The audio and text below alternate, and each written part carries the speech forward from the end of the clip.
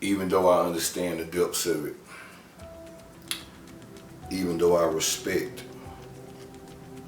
mutual equality when it comes to man and woman, even though I understand the importance of balance when dealing with the yin and the yang, the kundalini energy, and all things that exist, you realize even though it seems as a dual reality, it's really a reality of oneness. The same way masculine and feminine and day and night work together, so does man and woman in all things and in all ways. But you got people caught up in role, gender changing acceptance, judgment, and different things that's done knock people off of the true course of the pure nature of all things that truly exist. So when people get to talking about what this thing about men being the provider and woman being the helpmate, people don't understand like the true nature of that when it's being stated. This modern era and this materialism, along with this changed up frequency of music that has such a material influence on people, it's done made people gravitate to the concept or idea of money.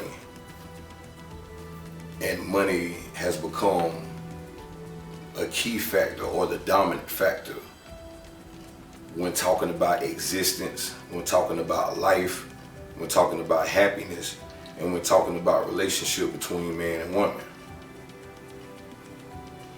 A woman, if a man tell a woman that he want a helpmate, she automatically assume that this man want her to be the man in the relationship, or this man want her to be a sucker and basically give him money or take care of stuff for him as if he's a pimp to her or something. Or it makes her assume that he giving off bomb energy. But that may not mean that to the man. The man may have all his ducks in a row, and then in some areas he may not. But if you a true woman, a pure woman with a pure heart that's in it with good intentions, you gonna want to see your king rise. So if you already see him doing so good, to the point where the modern era thought would pop up in your head that, damn, maybe he don't need me. Maybe he do, in areas of emotion. You know what I'm saying? In areas of decision making, in areas of confidence, support, whatever. Nobody ever said you had to help that man financially, even though if you're able to and he needs you, you should. And that should work both ways. But you can help him in ways to soothe his mind, to protect his soul, to let him know that he is always loved, appreciated, to push him, motivate and inspire, to surprise him with things that you know he desire, that he need, you know, for his work, for his building, for anything that he got going on in life. Like you can cater to his goals or his dreams in the most divine feminine way possible to do so, because you already vibrate naturally in the energy of creativity.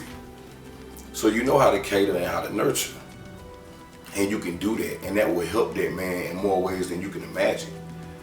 And when it comes to a man, he is the provider, but women automatically think that that means that a man's supposed to pay your bills. Women automatically think that that means that a man's supposed to only have some say-so if he paying some bills. Then he can't be laying up with her unless he paying some bills. But she don't care about him providing no structure. So, I mean, some women do. I ain't gonna say all, but some women prefer money over structure. Some women prefer money over balance. Some women prefer chaos over structure. So that's why a man that comes in will provide financially. Depending on the situation, to a certain extent and degree that's necessary. Because once again, if this man got his own and you have your own, it's not a necessity for him to come in and just save you, make your life better and make your life easier by paying your bills and taking care of all your problems. That's not how this thing works. He come in and provide a better solution. Maybe you should come stay with me. Maybe we should get a place together. He provides structure.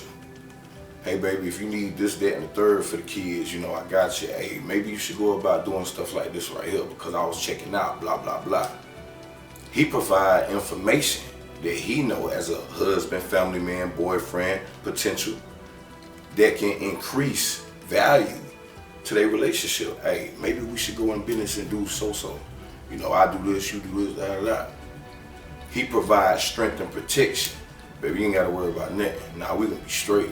Well, if that happen, I'm gonna do A, B, C, and D. You ain't gotta look at it like that. Baby, it's gonna be all right. He provide motivation and inspiration as well. Now you can do that. Man, forget what them girls think. You want me to get you that? I'll go half with you. Whatever the case may be, he provide affection just as well as she do. You get it? He provide intimacy just as well as she do.